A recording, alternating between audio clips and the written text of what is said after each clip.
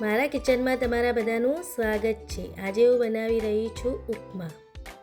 તો મેં એક વાટકીમાં સોજી લીધી, બસ આ રીતની આપણે સોજી લેવાની।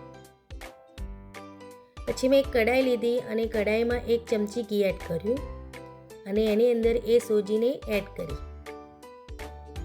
પછી આપણે ગેસ ધીમો રાખવાનો અને ધીમા ધીમા તાપે એને શેકવાની। સરસ એના દાણા છૂટા પડે એ રીતે આપણે શેકવાની ધીમા ધીમા તાપે। હવે સરસ શેકાઈ ગઈ એટલે હાથેથી મેં ચેક કર્યું તો સરસ દાણા એના છૂટા પડવા લાગ્યા। પછી મેં એક વાસણમાં કાઢી લીધી।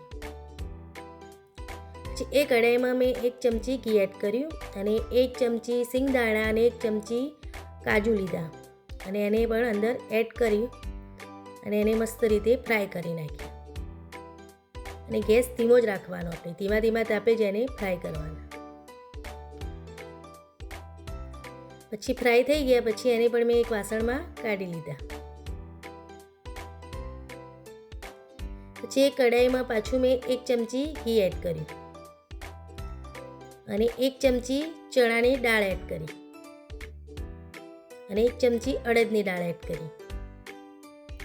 એને પણ ધીમા ધીમા તાપે આપણે શેકવાનું।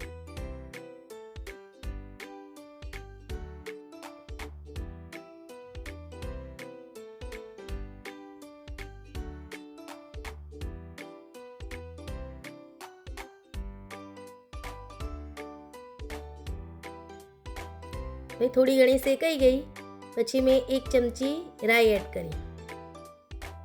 પછી રાઈને થોડી ફૂટવા દેવાની આપણે।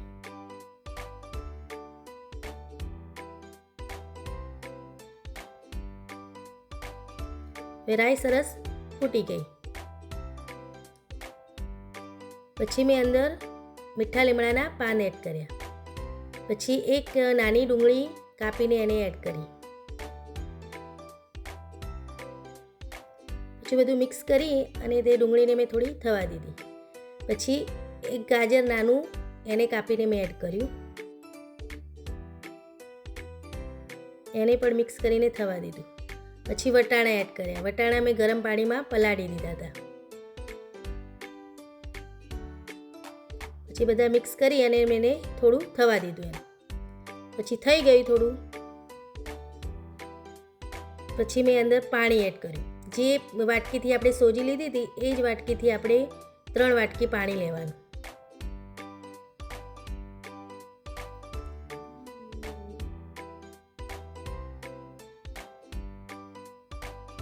મેં અંદર 3 વાટકી પાણી એડ કર્યું। એ બધું મિક્સ કરી અને મેં એને થવા દીધું। 1 ચમચી મેં અંદર મીઠું એડ કર્યું। હવે એને ઉકળવા દેવાનું। સરસ ઉકળી ગયું પછી મેં 1 ચમચી સોજી એડ કરી અને એને હલાવતું રહેવાનું અને સોજીને મિક્સ કરતું રહેવાનું। અને ગેસ આપણે ફૂલ કરી દેવાનો થોડું અને ગેસ ફૂલ રાખી અને એને હલાવી જવાનું।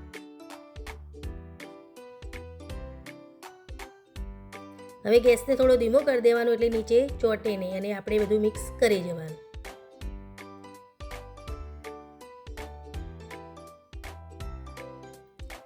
પછી મેં લગભગ 2 મરચાં કાપ્યા ઝીણા ઝીણા એને એડ કર્યું અને કાળા મરી 4 થી 5 મરીને મેં વાટી અને એને પણ એડ કર્યા એટલે થોડી અંદર તીખાશ આવે આપણી।